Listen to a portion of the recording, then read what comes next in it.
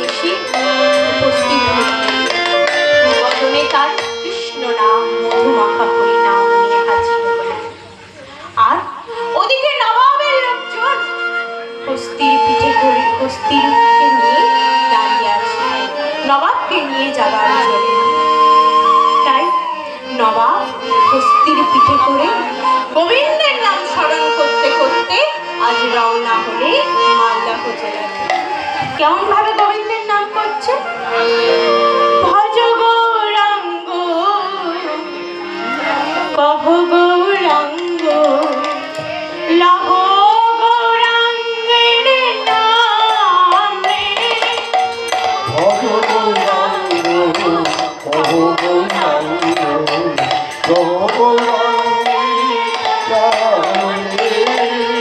জানেন তো ভাইরা, যখন এই নাম করতে করতে রাস্তা দিয়ে যাচ্ছিলেন কবিরাজ, রাস্তার চারিপাশে যেসব ভক্তগণ ছিলেন, কেউ বা উলুধ্বনি, কেউ বা শঙ্করধ্বনি, কেউ বা করতালি করছিলেন।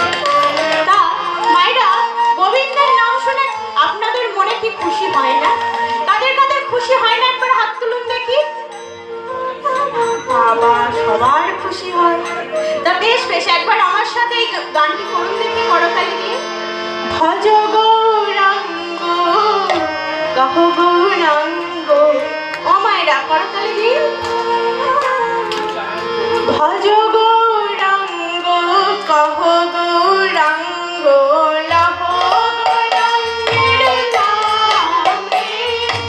ভজ গৌরাঙ্গ কহ গৌরাঙ্গ লহ গৌরাঙ্গের নামে। ভজ গৌরাঙ্গ কহ গৌরাঙ্গ লহ গৌরাঙ্গের নামে। ভজ গৌরাঙ্গ কহ গৌরাঙ্গ লহ গৌরাঙ্গের নামে।